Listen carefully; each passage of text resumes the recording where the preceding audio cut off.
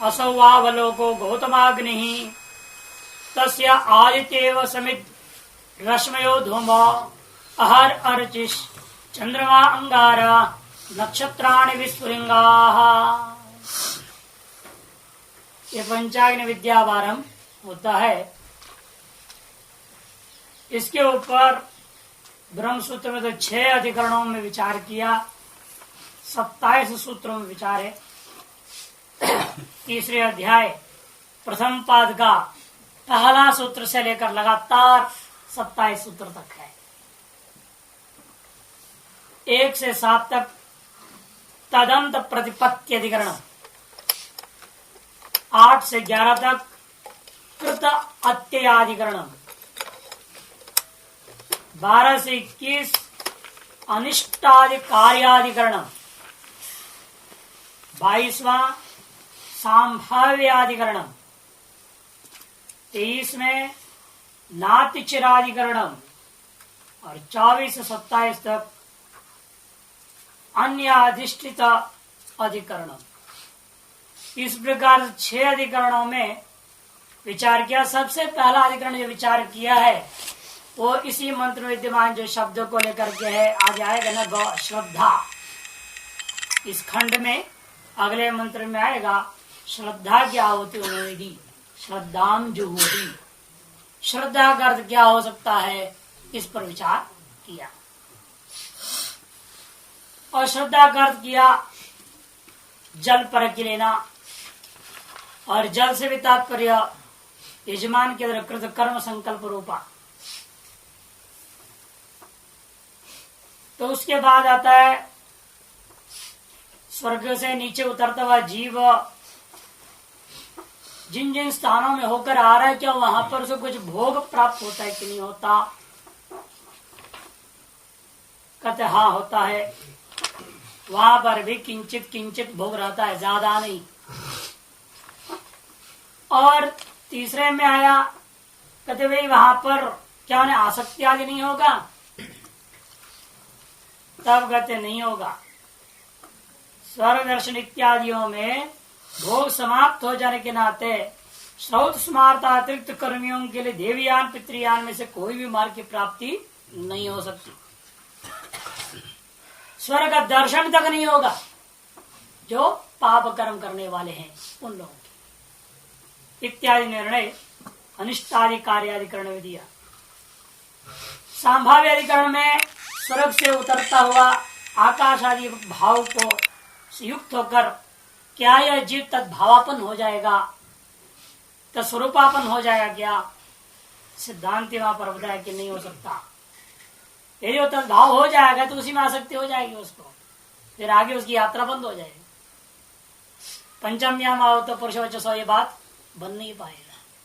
इसलिए वो यद्यपि किंचित भोगों को करते हुए आ रहा है, किंतु वहां किसी भी तत्त शरीर जो प्राप्त हुआ, गेहूं का शरीर प्राप्त हो गया, रोटी का शरीर प्राप्त हो गया, उसको नहीं, गेहूं तो रोटी बन गया, उसको आप खा लिए, मैंने विभिन्न स्तर में हो रहा है ना, ऊपर से नीचे आने तक उस। लेकिन किसी भी जो आतिवाहिक जो आपके जो तात्कालिक प्राप्त जो शरीर हैं, जो वहां से यहाँ पर आपको वहन करने के लिए उपाधियां जो प्राप्त हुई, उनमें किसी प्रकार की आसक्ति नहीं होती, अतः तद्भाव आपत्ति नहीं है।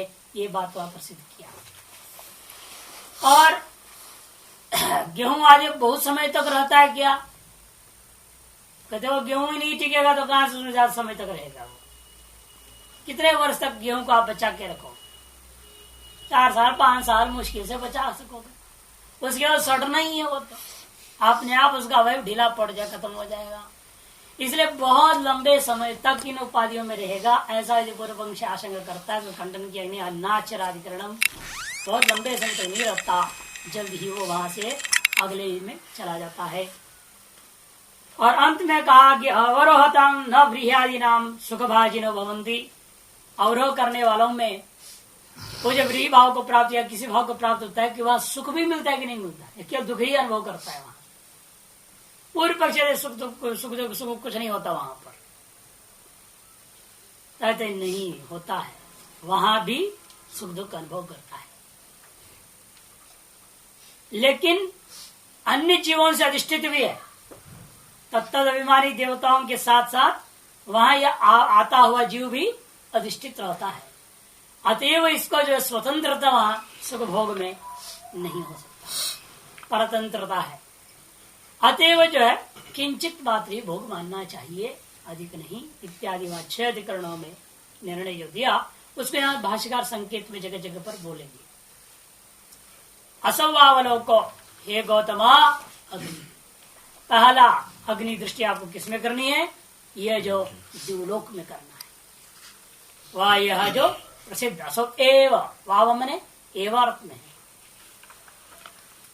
हे गौतम, यदि अग्नि है तो कुछ संविधाएं तो होनी चाहिए। समित कौन है? आदित्य समित।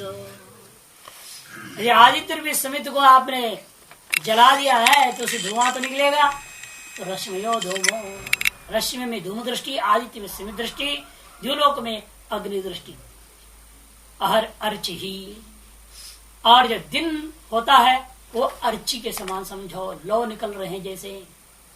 और उससे निकला हुआ जब अग्नि का शमन हो तो मुख्य अग्नि हटता है तो उसमें अंगारे दिखाई देते हैं वहां, और चंद्रमा ही अंगारा है कि दिन के शांत होने पर चंद्रमा प्रकट होता है। अर्चियां शांत हो जाए तब क्या होगा? चंद्रमा प्रकट हो जाता है। इसे चंद्रमा अंगारों के समान। नक्षत्राण विसंगाहा, चिंगारियां क्या है? कहते हैं कि जितने नक्षत्र गण हैं ये सब चिंगारियों के समान है। छोटे छोटे जो होते चिंगारी छोटे होते, अंगारा बड़ा होता है। असवावलोक गौतम अग्नि इत्यादि, यह सायं प्रातः अग्निहोत्राहुति हुते पयादि साधने श्रद्धा पुरस्सरे आह्वनी अग्नि समिद्ध धूम अर्चि अंगार विसुलिंग भाविते कर्त्रादि कारक भाविते च अंतरिक्ष क्रमेण उत्क्रम्य द्युलोकम प्रविशन्त्यौ सूक्ष्मभूते अपसमवायित्वाद, अप शब्दवाच्य श्रद्धा हेतुत्वाच्च, श्रद्धा शब्दवाच्य आ गया ना। उस अधिकरण का सार ले लिया इन्होंने। सायं प्रातः अग्निहोत्राहुति होते, सुबह और शाम इस शरीर में रहते, इस लोक में रहते वक्त यजमान ने क्या किया? सुबह और शाम दोनों टाइम अग्निहोत्र आदि कर्मकांड करता हुआ आहुतियों को प्रदान किया था। पय आदि है साधन जिनका, ऐसी आहुतियों को उसने दिया। इन आहुतियों को देने का पीछे आधार क्या है? श्रद्धा। श्रद्धा पुरस्सरे, कि जिसके अंदर श्रद्धा नहीं है वो कोई कर्मकांड कर ही नहीं सकता, नासिक हो जाता है। और जोर जबरदस्ती जितना भी करा तो बनावटी ही रहता है, वास्तविक ही कर ही नहीं सकता। आवनी अग्नि समिद्ध धूम अर्ची अंगार विस्फुलिंगा भाविते, इतने भावों से भावित हो गया वो। अनुष्ठित सती इत्यर्थ, आहवनी अग्नि में संविधान को डाला, उस जलाया तो धूम निकला। अर्चियों से विशिष्ट काल में आहुतियों को दिया जाता है। उसके बाद उसने देखा वहां अंगारे हैं, विस्फुलिंग भी पड़े हुए रह जाते हैं। एतादृश भाव से भावित में अनुष्ठित सती कर्त्रादि कारक भावित, और साथ में अकेला अनुष्ठान नहीं कर रहा है, अपने अंदर कर्तृत्व के भाव से भावित है वो। अंतरिक्ष क्रम उत्क्रम्य, वह यजमान अंतरिक्ष क्रम से ऊपर की ओर चला गया। द्युलोकम प्रविशन्त्यौ, वह आहुति से आपन्न वह यजमान कहाँ गया? इसे द्विवचन इसलिए करें, दो आहुति मान करके, प्रातः अग्निहोत्र सायं अग्निहोत्र, इसे सब जगह द्विवचन प्रयोग कर रहे हैं। तारस आहुति से जन्य जो पुण्य अपूर्व है तद विशिष्ट यजमान का ही अब गमन है। आहुतियों के गमन के द्वारा यजमान का गमन कहा जा रहा है। इसलिए पहले कहा कर्त्रादि कर्तरे कारक भावित, ये पहले कह चुके हैं। अंतरिक्ष क्रमेण उत्क्रम्य द्युलोकम प्रविशन्त्यौ सूक्ष्म भूते, वो अत्यंत सूक्ष्म होते। और जल आदि मैंने दूध दही वगैरह डाला था ना उसमें, इसलिए अपसमवायित्वा, जल है समवाय कारण, मुख्य उपान कारण जिनका, ऐसे वो आहुतियां हैं। और तद विशिष्ट अपूर्व तजन्य अपूर्व विशिष्ट यजमान भी उतनी ही सूक्ष्म है। शब्दवाच्य, इसलिए अप शब्दवाच्य, इसलिए उन आहुतियों को ही हम अप शब्द जल इस शब्द से बोलेंगे, जलवाचक शब्द से कह दिया गया। और श्रद्धा हेतुत्वाच्य, और श्रद्धा ही है कारण जिसका, असैव श्रद्धा शब्दवाच्य भी वे दोनों के दोनों हैं। तयोर अधिकरणो अग्नि ही, ऐसे उन आहुतियों का मुख्य अधिकरण कौन है? अग्नि है। अन्य संबंधम समिदादि, और अन्य जो समिधादि है वो क्या है, सत्संबंध को लेकर के है इत्युच्यते। पर्याय की आशंका को दूर करने के लिए कहना पड़ता है सारी बातें। या च असौ अग्नियादि भावना आहुत्यो सापि तथैव निर्देशते। इसलिए उन आहुतियों का जो अग्नियादि रूप प्राप्ति हुआ, अग्नि रूप प्राप्त हुआ, ऋचि रूप प्राप्ति हुआ, सब रूपों को प्राप्त करता हुआ निकला, सापि तथैव निर्देशित है। इसलिए यहाँ पर उसे भी, वो जो आहुतियों को भी क्या कर दिया हमने, या सापि तथैव निर्देशिते ततोपि कार्यारंभ अनुवाद प्रतीयते इति भावः। उन्हें कार्यारंभ का प्रतीति को या बोध को करा दिया गया है। किस प्रकार से इस जगत में दोबारा शरीर की उत्पत्ति आरंभ होता है, वह प्रक्रिया को यह निर्देश कर दिया। क्योंकि दो है तो बनता है, एक तो अर्थ की सादृश्यता है और दूसरा प्रतिविज्ञा है, इसलिए कहा गया असौवावलोक अग्निर। उसमें भी अग्नि दृष्टि किसमें करनी है, असौवावलोक। इसलिए यासा से वो वाच्य कौन है, श्रद्धा। या श्रद्धा सापि तथैव निर्दिशते, जो श्रद्धा है उसको भी इसलिए कार्य रूपेण गठन कर दिया। जैसे आहुति एक कार्य है, तद अभिन्न हो गया जल, अब वो अपने श्रद्धा पूर्वक किया, इन सबको परस्पर अभेद करता हो पर्यायवाची के समान प्रयोग कर दिया, इसलिए कहते तथैव निर्दिशते। जैसे आपको आहुतियों को जल शब्द वाच्यत्व न ग्रहण किया, उसी पर श्रद्धा शब्द वाच्यत्व न कथन कर दिया गया है कि केवल कार्यारंभता रूपी दृष्टिकोण से प्रयोजन की सादृशता। चाहे आप श्रद्धा है आपके अंदर, वो श्रद्धा पूर्वक आपने जल है मुख्य कारण, जिसको पान कारण जैसे दधी दूध आदि को प्रयोग करता हो, जो आहुतियों को दिए हैं, वो सब का कारण कौन हुआ, श्रद्धा ही है। इसे श्रद्धा को पर्याय के जैसे अपर्याय को भी पर्याय जैसे प्रयोग कर दिया है, कार्यारंभ रूपी सामर्थ्य को देखते हुए। असवावलोक अग्नि, हे गौतम, यथा अग्निहोत्राधिकरण आवनीय, जैसे इस लोक में आप देखते हो अग्निहोत्र का अधिकरण रूप अग्नि कौन है, आहवनीय अग्नि है। ठीक उसी प्रकार से इस उपासना करते वक्त आपके अग्नि का अधिकरण कौन हुआ, द्युलोक। तस्य अग्निर द्युलोकाख्यस्य आदित्य समित, उस द्युलोक नामक उस अग्नि का समित कौन है, आदित्य नाम का वस्तु। क्यों, संविधान से अग्नि को प्रदीप्त किया जाता है, सामिधेनी ऋचाओं को पाठ किया जाता है और संविधाओं को एक एक करके डाल के जो आपने पहले अरणि मंथन से निकाला हुआ अग्नि को आपने स्थापित किया है आवनी में, उसको दीप्त किया जाता है। यथा तथा यहाँ पर भी आपने आदित्य रूपी संविधा के माध्यम से तेन ही इद्धो असो लोको दीप्यते, उस आदित्य रूपी संविधाओं से प्रदीप्त हुआ यह द्युलोक भी प्रदीप्त के समान अनुभव में आता है।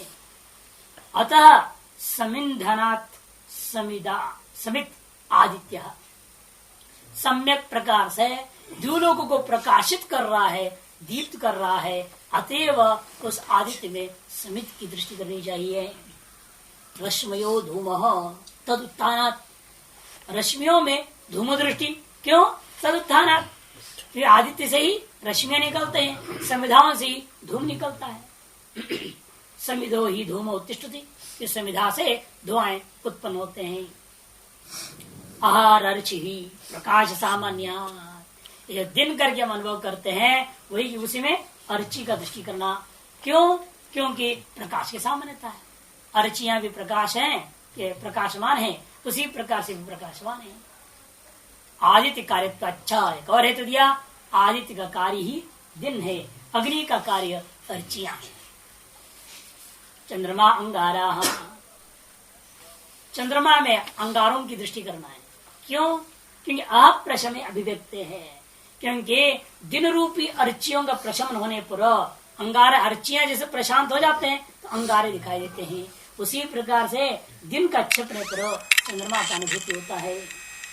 अर्चितो ही प्रशमे अंगारा अभिव्यजन, स्पष्ट कर दिया, अर्चियों का प्रशांत होने पर ही अंगार अभिगत होते ही था।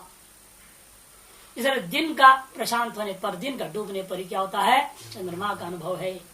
नक्षत्राणि विस्फुलिंगा चंद्रमसो अवयवा इव, क्यों, विप्रकीर्णत्व सामान्य, नक्षत्रों में विस्फुलिंगत्व का दृष्टि करना।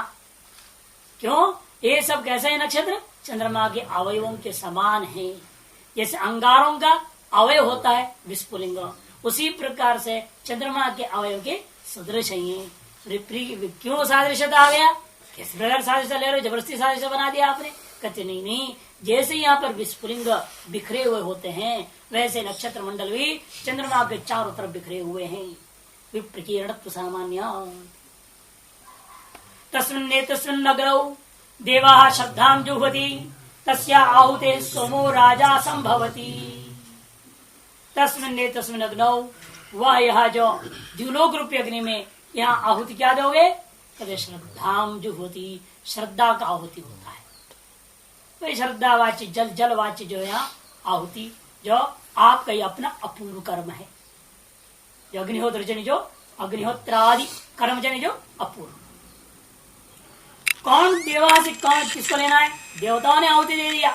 देवताओं का तात्पर्य है यजमान का सारे कर्ण समुदाय, तत्व कर्णों का भी जो आपका देवता है, अनुग्राहक देवता, वहां तक भी ले सकते हैं। यजमान प्राण ऐसा करेंगे अध्यात्म में, और आदिदेव में लोगे अग्नि आदि, जो यजमान की इंद्रियों का अभिमानी और अनुग्राहक जो देवता लोग, उनको लिया जाए अध्यात्म और आदिदेव भेद से। उन लोगों ने इसी यजमान का कर्म फल रूपा, जो कर्म का जो जन्य अपूर्व रूपा आहुति अथवा आहुति के बोधि, जल बोधि जो श्रद्धा, उसी को ही आहुति के रूप में प्रदान किए। उस अग्नि में ये दृष्टि करना है। और उस आहुति का नतीजा क्या निकला, तस्या आहुति, उस आहुति से सोम रूपी राजा की उत्पत्ति होती है। भाष्यकार, तस्मिन् यथोक्त लक्षणे अग्नौ, यथोक्त सावयव जो अग्नि आपने उपासना के दृष्टिकोण से देखा, बाह्य अग्नि की सदृशता के साथ, उस अग्नि में देवा माने यजमान प्राण अध्यात्म, देवता शब्द क्या लेना, यजमान के सारे इंद्रियों को ही ले लेना, यही आहुति दे रहे हैं निरंतर, है नहीं। यहाँ पर भी द्युलोक है आपके पास भी, आपके शरीर में अध्यात्म में भी क्या है, द्युलोक किसको माना गया है, सिर को। सिर में आपका श्वास प्रश्वास रूपी दो जो चल रहा है, यही श्रद्धा रूपी आहुति है। प्रातः अग्निहोत्र, सायं अग्निहोत्र के समान श्वास प्रश्वास को माना गया है। अन्य दिन सबका उपमा देकर बताया गया है अन्य उपनिषद में, लेकिन ये 10 में नहीं, अन्यों में आ गया। नरसिंहता परिषद बहुत विस्तार से चिंतन किया इस चीज को। तो इसमें से सादृश्यता दिया, इसलिए यजमान प्राणों को यहाँ पर देवता लेना। इंद्रियों के कारण से क्या होता है, इंद्रियों से की ही प्रेरणा देने हेतु प्राण का संचरण चलता है। अर्थात इंद्रियों के स्थिति का कारण कौन होगा, ये श्वास प्रश्वास जो हमारे प्राण, इसलिए उन्हीं को आहुति की सदृश आहुति कह दिया। और उसको देने वाले कौन है, इंद्रियां है, उसको प्रेरणा देने वाला। आहुति को कौन प्रेरणा देता, आहुति अपने आप तो जाएगा नहीं। जैसे दूध दही रखा हुआ है, यजमान जब तक प्रेरणा देकर नहीं डालेगा अग्नि में तो जाएगा क्या अपने आप हो। मंत्र बोल दिया अग्नि स्वाहा तो चला जाए अपने आप बर्तन से, ऐसे उड़ेगा है नहीं। आदमी प्रेरणा देता है ना, उसको जू पात्र में लेता है, सब करके उसके बाद में डालता है। तद्वत यहाँ पर भी इंद्रियों की ही स्थिति हेतु, स्वकर फल भोग हेतु प्रेरणा प्राप्त करके प्राण का संचरण होता है, उसीलिए वो सादृश्य दिया गया। और अग्नि रूपा अधिदैवतम, और अधिदैवत में देवता शब्द से किसको लेना, इन्हीं वागांध इंद्रियों का जो अनुग्राहक के अभिमानी देवता लोग अग्नि आदि, उनको लेना। श्रद्धा, उन्होंने किसकी आहुति दी, श्रद्धा की आहुति दी। श्रद्धा क्या है, अग्निहोत्र आहुति परिणाम अवस्थारोपा सूक्ष्म आप श्रद्धा भाविता श्रद्धा उच्चंदे। श्रद्धा शब्द को जल में लक्षणा से प्रयोग कर दिया गया है। कैसे कर रहे हैं, उसी को कारण बता रहे हैं। श्रद्धा में अग्निहोत्र आहुति परिणाम अवस्थारोपा, अग्निहोत्र काल में कर्मकांड में दी गई जो आहुति हैं, उन आहुतियों का परिणाम स्वरूप है, अवस्था का विशेष सूक्ष्म रूप में विद्यमान जल है। आप वही श्रद्धा से भावित होने के नाते, श्रद्धा से युक्त होकर किया हुआ होने के नाते उसको श्रद्धा शब्द से कह दिया गया है। और तभी आगे घटेगा भी, क्योंकि प्रश्न में भी क्या था, पंचम्याम आहुतौ आप पुरुष वचसो भवंती, आप पुरुष वचसो क्या ना, इसलिए जल गया। 5वीं आहुति में जल ही पुरुष बन रहा है, और यहाँ तो आपने कहीं जल की आहुति कहा ही नहीं। पहली आहुति श्रद्धा नाम से ले लिया आपने, जल तो कहा ही नहीं। और प्रश्न कैसे उठा था पहले, और जवाब में अंत में यही कहोगे, वही जल जो है पहली आहुति में जो दिया हुआ जल वो क्या हो गया, अभी पुरुष हो गया। ये कैसे बोल रहे हैं? प्रश्न प्रतिवचन के बीच में जो है उपक्रम उपसंहार के साथ विरोध होगा यदि यहाँ श्रद्धा शब्द से अन्य अर्थ ले लोगे तो। अतः श्रद्धा शब्द वाच्य यहाँ पर जो है आहुति का परिणाम स्वरूप होता सूक्ष्म जलात्मक, जो कि जल से भी लक्षित क्या है वाक्य में, संकल्प है। स्वर्ग की प्राप्ति की आपकी जो संकल्प थी, तो संकल्प अधीन होकर आप वहां पहुंचे थे, और स्वर्ग उपभोग पूरा हो गया। अब पुनः वापस पृथ्वी में आने के योग्य जो कर्म है, वह कर्म ही आपका वहां पर श्रद्धा और जल शब्द वाच्य से कहा जाता है। और कर्म के कारण से आपको वहां से धक्का देना है ना ऊपर से, वो धक्का देना ही आहुति है यहाँ है क्या। वो कह रहे आप जा बेटा, तो अब तेरा टाइम हो गया जाने का, आ गया तो आहुति दे दिया वो वहां से। इसलिए 100 रुपये राजा बन करके अब नीचे आएगा क्रमशः। यदि अपाम होम्य आप प्रश्न श्रुतता आ गया ना, जल को ही होम्य माने हवे रूपे द्रव्य रूपेण प्रश्न में भी श्रुत है, आगे में उत्तर में भी यही सब वाक्य का दोबारा प्रयोग करता हुए कहेंगे। और अन्य श्रुति भी करे श्रद्धा व आप, ये श्रुति यंत्र है, पता नहीं कौन सा है, तो श्रुति यंत्रात कह रहे हैं नीचे हैं। श्रद्धा शब्द से वृद्धि व्यवहार प्रयोग अभावात नैवम इत्याशंक्या श्रद्धा व आप इति। और उसको आनंद श्रद्धा पूर्वक होमम उद्देश्य पय सोम आज्य साधन संपाद्य ज्योति तैत्तिरीय कहा पठन दिए। तैत्तिरीय कहा, तैत्तिरीय शायद कहीं उपनिषद में नहीं है, तैत्तिरीय उपनिषद नहीं समझना, कोई तैत्तिरीय आरण्यक में होगा, तैत्तिरीय संहिता में होगा, ढूंढना पड़ेगा कहाँ है तैत्तिरीय। तैत्तिरीय ब्राह्मण भाग में भी हो सकता है, हाँ किसी में कहीं ना कहीं है, उपनिषद में है नहीं, लेकिन वो अन्यत्र तैत्तिरीय शाखा में विद्यमान है। इसलिए हमने अंत में तैत्तिरीय कहा पठन थी, नंबर पता नहीं है, ढूंढा नहीं है कभी, पुस्तक भी नहीं थे, अब तो आ गए हैं। अब मैं समय मिलेगा बैठना पड़ेगा, इन चीजों ढूंढना पड़ेगा तो कहाँ है।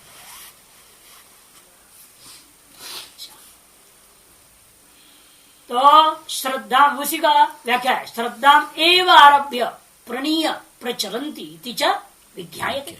दो अलग अलग वाक्य समझा जाए, श्रद्धा व आप एक जगह आया, दूसरी जगह श्रद्धा एव आरभ्य प्रणीय प्रचलंती कर दिया। प्रणीय कर्म निर्वर्तयन्ति इत्यर्थ।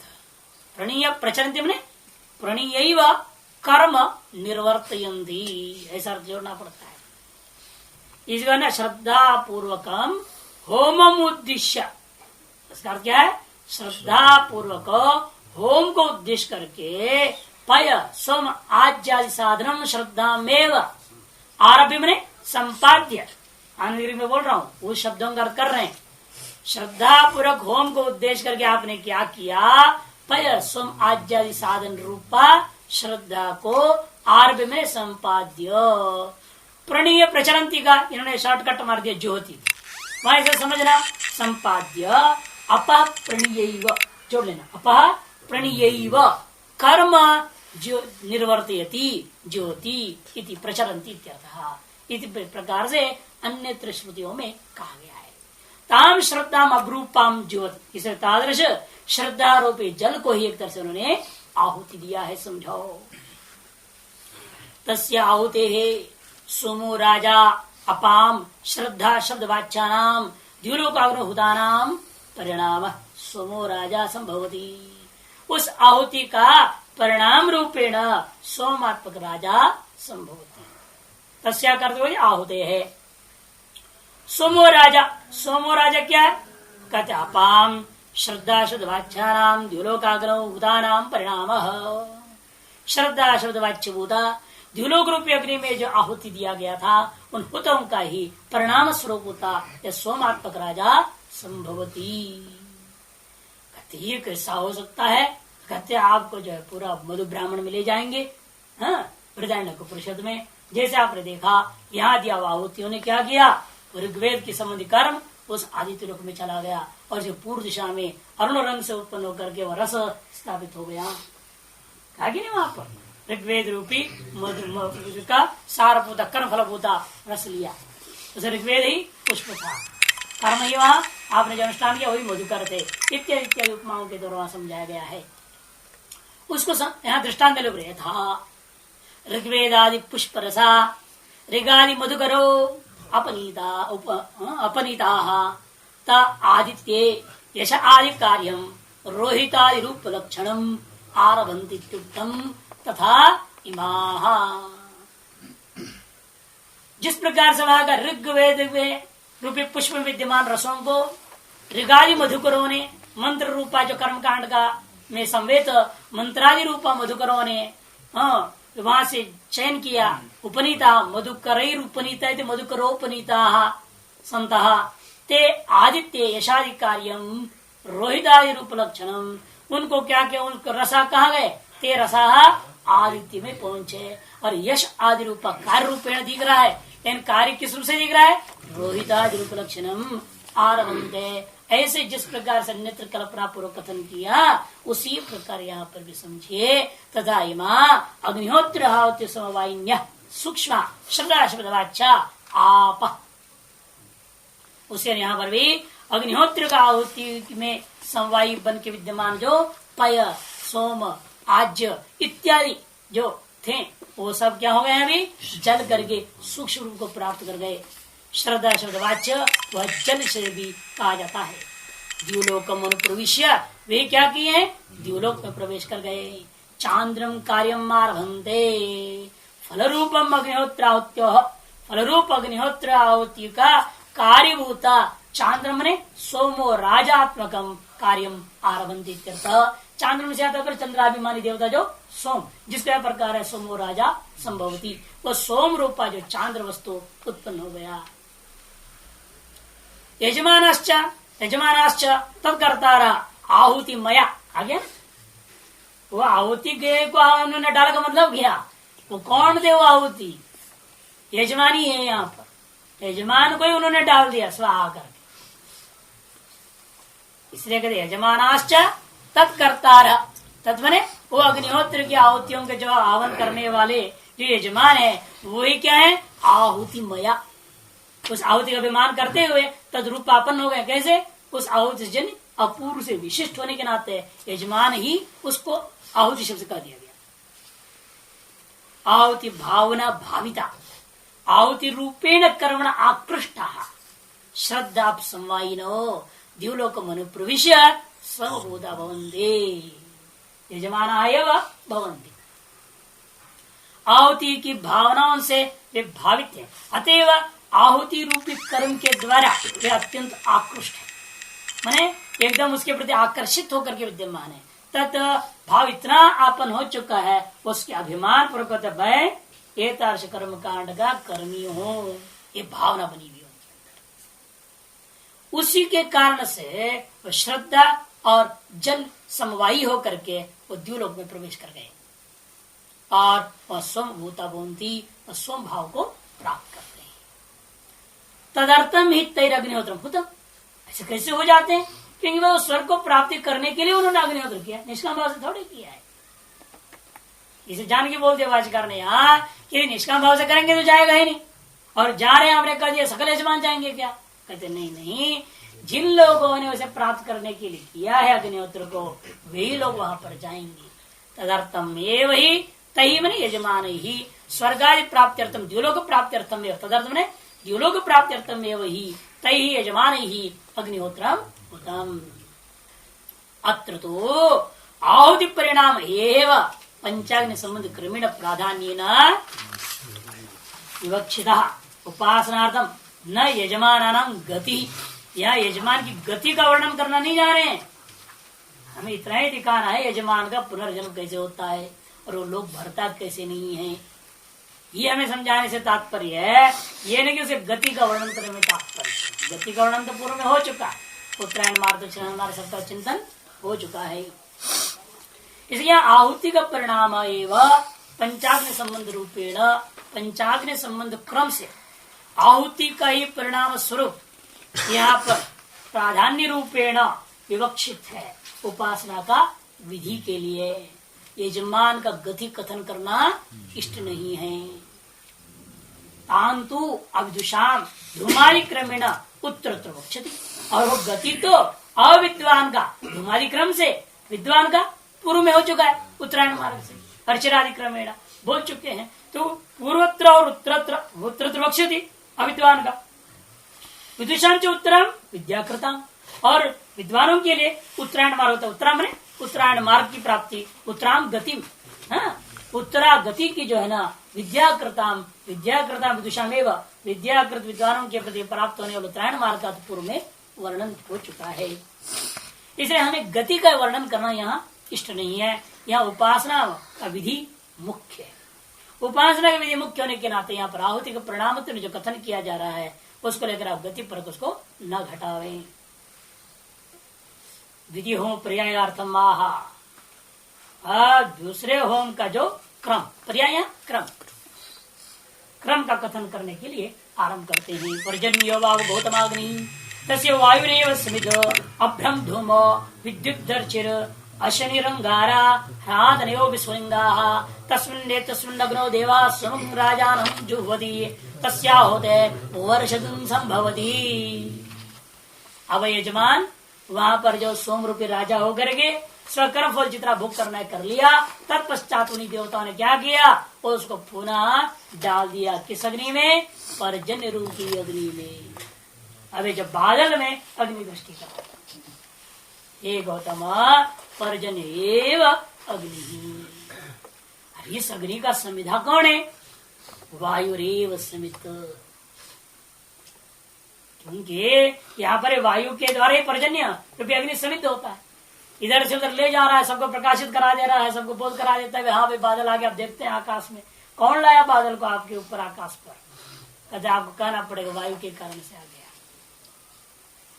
जैसे वहां अग्नि को दीप्त करने के लिए क्या जरूरत है, संविधा, उसी प्रकार यहाँ पर्जन्य को प्रदीप्त करने के लिए वायु ही प्रेरणा देता है। तो इसलिए वायुरेव समित अभ्रम धूमो, और अभ्रम धूम कार्यता धूम के समान से अभ्र को यहाँ पर धूम को दिया। जब बादलों के साथ में चलता हुआ आगे पीछे छिन्नाभ्र के समान जो होता है उसको अभ्र कर। एक तो बादल हो गया वर्षाने वाले, एक जो नहीं बरसाते जो वो अभ्र के समान मान,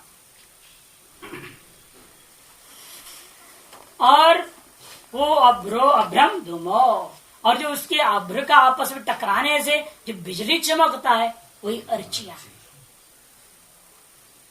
अश्नि रंगारा, और जो वज्र है वही अंगारे है। बिजली जो चमका वो अर्ची हो गया, और चमकने के बाद उसका परिणाम रूपा जो वज्र गिरता है वो अंगारा हुआ। और उसके गिरते वक्त जब कड़कड़ाके की आवाज होती है, गर्जना है जो राग नहीं हो, कोई विस्फुलिंगा, क्योंकि चार लोग बिखर जाता ना वो शब्द विस्फुलिंगा। तस्मिन् नग्नो, वह यह जो अग्नि में देवता ने सोम रूपी जो राजा यजमान बना था, अपना कर्म भोग उसका समाप्त हो गया है। अतः उसको उसने क्या कर दिया, वे देवताओं ने अध्यात्म में इंद्रियां और हृदय में अग्नि देवताओं ने उस यजमान को उस पर्जन्य में आहुति दे दिया। तस्य आहुति है, उस आहुति का परिणाम क्या हुआ, वर्षम संभवती, वर्षा रूप धारण कर गया यजमान। अब वर्षारूपेण होकर के यजमान ऊपर से नीचे गिर गया, जमीन में आ गया। विधियो पर्यायार्थम पर्जन्य भाव, पर्जन्य एव गौतम, हे गौतम पर्जन्य ही जो है ना दूसरी अग्नि है समझो, अर्थात पर्जन्य में अग्नि की दृष्टि करो। अग्नि ही पर्जन्यो नाम दृष्टि उपकरणाभिमानी देवता विशेष। और इसलिए क्या करना, पर्जन्य से स्थूल भी लो, लेकिन उससे भी उत्कृष्टता है उस पर्जन्य के नाम से किसे लेना, वृष्टि रूपी उपकरण का अभिमानी जो देवता विशेष है वही, उसमें अग्नि की दृष्टि कर लो। तस्य वायुरेव समित, तार पर्जन्य रूपी देवता का प्रेरक है वायु, इसलिए वायु ही समित। वायु नहीं पर्जन्य अग्नि ही समिध्यते। वायु के द्वारा ही पर्जन्य रूपी अग्नि का सम्यक प्रकार से प्रकाशन होता है।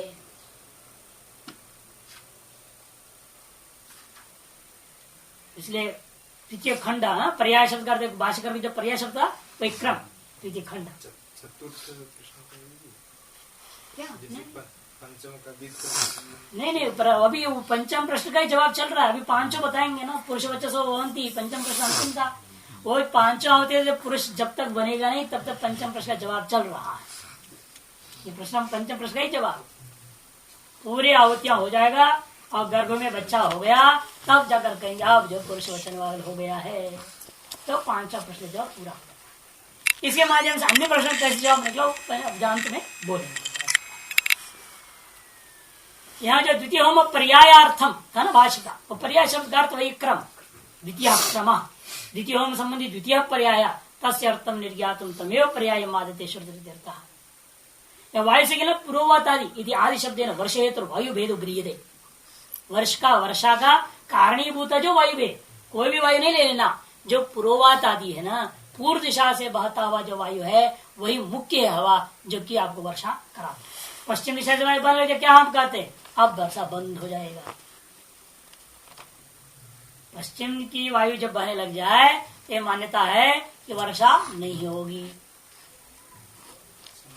ये माना गया। हाँ, संवर्त तो प्रलयकालीन वायु है, वो बात अलग है, जो प्रलयकालीन वायु को कहा तस्य वायु दिशा पर उत्तम चाभ्राणाम धूम कार्यक्रम पौराणिक ही। तो वायु के द्वारा ही प्रजन रूप अग्नि सिद्ध होता है। पुरोवाद आदि प्राबल्य वृष्टि दर्शना, भाष्यकार स्पष्ट करे इसलिए पुरोवाद आदि की प्रबलता होने पर ही वृष्टि होता हुआ देखने को मिलता है। अभ्रम धूमो, धूम कार्यता धूमवच्च लक्ष्यमाण, धूम के समान वह भी दिखाई देते हैं। इसीलिए तो क्या प्रमाण है, कहते पुराणों को देखिए नीचे दिया, यज्ञ धूमोद्भवं तभ्रम जानांच हितं सदा यावाग्निधूम संभूतम अभ्रम वनहितं स्मृतम मृत धूमोद्भवं तभ्रम अशुभाय भविष्यति अभिचाराग्निधूमोत्थम भूतनाशाय वैद्विजा। भो द्विजा, यज्ञ धूमोद्भवं तभ्रम, यज्ञ धूम से उत्पन्न जो है ना वह अभ्र है, वह समस्त जीवों के लिए द्विजानांच हितम सदा, द्विजों को हित प्रदान करने वाला है। अन्नादि के द्वारा वर्षा के माध्यम से अन्नादि प्राप्ति करता हुआ यज्ञ का संपादन करने के समस्त साधनों की सब प्राप्ति हो जाती है। अतएव जो है वो द्विजों का हितकारी कह दिया गया। इसका मतलब नहीं कि वह शूद्रों के लिए अहितकारी हो जाता है, ऐसा अर्थ नहीं कि उल्टा ले लेना है। यह कर्मकांड का प्रसंग है, इसलिए उसका विचार वक्त है उसने कह दिया कि कर्म में उपयोग क्या है, दूध दही ये सब चाहिए ना, तो कहाँ से आएगा, गाय पानी पिएगी, गाय के लिए घास भी चाहिए, तो कैसा होगा, तो वर्षा अच्छी होगी। तो वर्षा अच्छी होती है तो अपने आप सब जगह हरा भरा हो गया, फिर गाय को बढ़िया खाने पीने को मिलेगा, तो बढ़िया दूध देगी, तब दही बनेगा, मक्खन बनेगा, घी बनेगा, सब होएगा, तो यज्ञ का संपादन होगा। इसलिए द्विजाना हितम कह दिया। दावाग्नि धूम संबोधम अभ्रम, और दावाग्नि से उत्पन्न धूम जन्य जो अभ्र होता है वह वन में ही हितकारी, वन में विद्यमान जो समस्त जीव चराचर है, पेड़ पौधा भी हैं, उन सभी को हितकारी होता है। जंगली अग्नि अपने आप जो जंगल में आग लग जाते हैं ना, बांस वगैरह आपस में घिस गया, पेड़ की जो डाली आपस में घिस गए, तो अपने आप अग्नि चिंगारे प्रकट होकर सूखा पत्ता होता है, फट से जलना चालू हो जाता है। नहीं भी होता है तो आजकल लोग जबरदस्ती जगा देते हैं, चलो भाई कुछ जलो, नहीं तो फिर सारी प्रकृति व्यवस्था बिगड़ेगी, वर्षा ठीक से नहीं हो पाएगी बाद में। इसलिए अभ्र का निर्माण करने हेतु जंगलों में आग लगा दिया जाता है। वो दावाग्नि धूमजन्य जो है अभ्र वो वनहित होता है। मृत धूमोद्भवं तभ्रम शुभाय भविष्यति। मृत धूम, मृत शरीर आदि से को जलाया, उसी जन्य जो धूम है वह धूम से जन्य अभ्र जो होता वह अशुभाय रोग आदि अनिष्ट फलाय भवति इत्यर्थः। अभिचार अग्निधूमोत्थम भूतनाशाय वै द्विजाः। और अभिचार कर्मों में भी हवन होता है, यज्ञ होता है। उन कर्मजन्य जो अग्निजन्य धूम, वह धूमजन्य जो अभ्र है वह हमेशा ही भूतों का नाश करने के लिए होता है। इस तरह से अग्निजन्य धूम है, धूम का कार्य अभ्र, यही सर्वत्र देखने को मिला।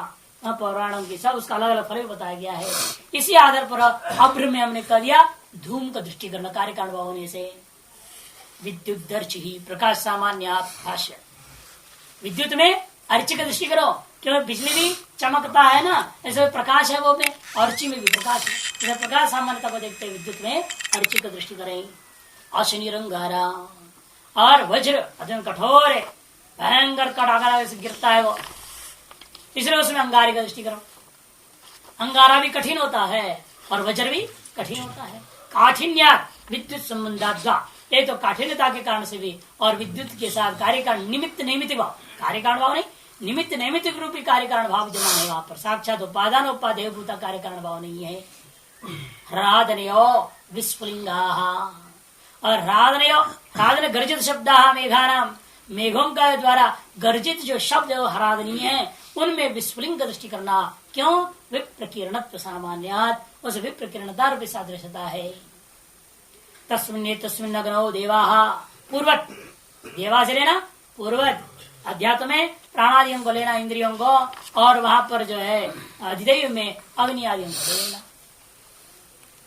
जो अग्नि पर्जन रूपी अग्नि में सोमम राजानम जुवती, उस सोम राजा रूपी जो स्वरूप को प्राप्त किया उस यजमान को अब उन्होंने आहुति दे दिया। तस्या आहुति है वर्षम, उस आहुति का जो कार्य रूपेण वर्षम संभवती। श्रद्धा क्या सोमाकार परिणता आ गया ना। तो आहुति क्या था? जल।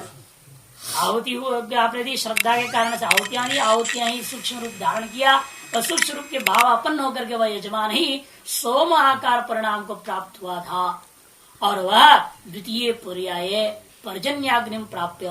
अब क्रमशः दूसरे अग्नि में जब पहुंचा तो पर्जन रूपी अग्नि को प्राप्त करने के बाद वृष्टित्वेन परिणमन्ते, वृष्टि रूपेण वो परिणाम को प्राप्त कर गया। और वह परिणाम भी वो जो आ रहा है तो कहाँ जा रहा है? वो पृथ्वी रूपी अग्नि में गिर रहा है। यह पृथ्वीलोक है या अग्नि का दृष्टि करना इसी में। इसे वर्षा रूपी आहुति बन के गिर रहे हैं, और इसे क्या होगा? परिणाम व्रीहि आदि निकलेगा, उसको खाएगा तो परिणाम रेत बनेगा, नहीं वो क्रम बताना है। इसलिए पृथ्वी वाव गौतमाग्नि तस्या संवत्सर एव समित आकाशो धूमो रात्रि रचि दिशो अंगारा अवांतर दिशो विस्फुलिंगा। तस्मिन् अग्नौ देवा वर्षं जुहोति तस्या आहुतेर अन्नगं संभवति। हे गौतमा, ये पृथ्वी ही अग्नि है और इस अग्नि का संवत्सर रूपा काल ही समित है। क्योंकि वर्षा हुई और बीज तुरंत फसल नहीं देते। बीज तुरंत फसल दे देंगे क्या? 8 महीने 9 महीने 6 महीने अलग अलग फसल का अलग अलग होता है। कोई साल भर में एक बार, कई फल है साल में एक ही बार देंगे ना, 2 बार थोड़े आम वगैरह हो जाएगा, एक ही बार होते हैं। तो अलग अलग वो अपने बीज के स्वभाव अनुसार फसल अलग अलग होता है। या सामान्य रूप में कह दिया 1 साल का संवत्सर, तो ये नहीं कि 3 महीने में फसल होगा ही नहीं, ये नहीं रटने का भाई। संवत्सर का तात्पर्य एक काल विशेष का साल, 1 साल ऐसा रूढ़ नहीं करने का। काल रूपी समिधा से पृथ्वी जब ईंधित हो जाती है, प्रदीप्त हो जाती है, तब फसल कटता है। उस समय यहाँ तात्पर्य कहीं 3 भी हो सकता है, कहीं 15 दिन भी हो सकता है। आजकल तो हाइब्रिड फसल है, नहीं अभी बीज बोइए हफ्ता भर के बाद ही काट लीजिए, ऐसे भी है, ऐसे भी है। अभी सुबह खिला दिया आपने मुर्गी को और शाम को अंडा दे दे खट, 24 घंटा भी नहीं लगा उसको, हफ्ता भर तो दूर की बात। वो अंडे को मशीन में डाल दिया और यहाँ से पार करके 4 घंटे के अंदर वहां पर चींची करके बच्चे निकल पड़े, हद कर दिया। अब इसे कैसे तुम साल करके रूढ़ कर दोगे? इसलिए हाँ, काल सामान्य से तात्पर्य यावत काल जो फसल के लिए जितनी समय की जरूरत पड़ती वो समय के यहाँ पर समझ। और वही समित हो गया आकाशो धूम, आकाशी धूम। इस अग्नि पृथ्वी रूपी अग्नि का जैसे क्यों मानो एक तरह से जब देखेंगे चारों तरफ से आकाश कैसे दिख रहा है? पृथ्वी से जलता हुआ जैसे दिखता है, उल्टा कढ़ाई जैसे भी बोलते हैं, इसीलिए उल्टा कढ़ाई जैसे दिख रहा है, पृथ्वी से ऊपर उठता हुआ दिखता है। जैसे बादल भी आ रहे हैं तो आप कहीं ऐसे चौर में खड़े हो जाइए और लगता है पृथ्वी के नीचे से बादल आ रहा है आकाश। लेकिन वहां भी ऐसा नहीं, हो तो गोल आकार है, तो जो भी आकार है अलग अलग मतांतर से, लेकिन ऐसा सामान्य प्रतीति को देखते हुए सादृश्य दिया जा रहा है आकाश में धूम की दृष्टि करो, पृथ्वी से निकलते हुए कि जैसे दिख रहा है अतः उसमें धूम दृष्टि करना, और रात्रि में अर्ची का दृष्टि करना, रात्रि अर्ची ही, क्योंकि पहले आ में अर्ची दृष्टि कर चुके हो, इसलिए रात्रि में अर्ची दृष्टि कर रहे हैं। आकाश में धूम दृष्टि, तमोरूपी रात्रि में ज्वाला की दृष्टि करिए, और दिशाओं में अंगारे का दृष्टि करें, क्योंकि रात्रि भी जरूरी है ना फसल के लिए। एक दिन ही दिन रहेगा तो फसल सब जल के राख हो जाएंगे, क्या रहेगा।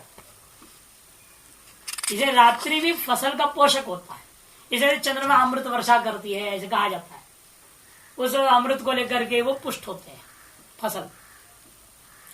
इसलिए यहाँ पर रात्रि को लिया अर्ची दृष्टि, और दिशाएं जहां पर फसल को खिलकर फूलने के लिए आवश्यक दिशारोपित क्षेत्र है वह अंगार, उसमें अंगारों की दृष्टि करना। अवान्तर दिशाओं में विस्फुलिंग की दृष्टि करो, बिखरा हुआ होने से। भाष्यकार पृथ्वी भाव गौतम आग्नि इत्यादि पूर्वत, पृथ्वी में गौ है इत्यादि में सारा सादृशता पूर्वती ले लीजिएगा। तस्या पृथ्व्याख्यस्य अग्नि है, उस पृथ्वी रूपी अग्नि का संवत्सर एवं समित, संवत्सरी समित, क्यों संवत्सरेण ही कालेन समिद्धा पृथ्वी व्रीहादि निष्पत्ति भवती। संवत्सर के काल के द्वारा समिद्ध हुई पृथ्वी ही व्रीहादि को निष्पादन करने में समर्थ हो जाती है।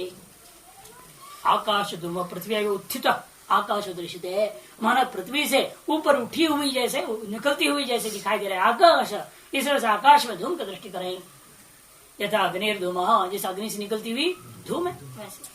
रात्रि अर्चि ही पृथ्व्या ही अप्रकाशात्मिका अनुरूपा रात्रि, पहले वहां आदित्य था उसके अनुरूप दिन को अर्ची माना हमने। पृथ्वी क्या है, अप्रकाशात्मक है, अतएव उसकी जो यहाँ पर अर्ची हुई अप्रकाशात्मक जो अंधकार रूपी रात्रि रूपी तमो रूपी तत्व को ही लिया गया है।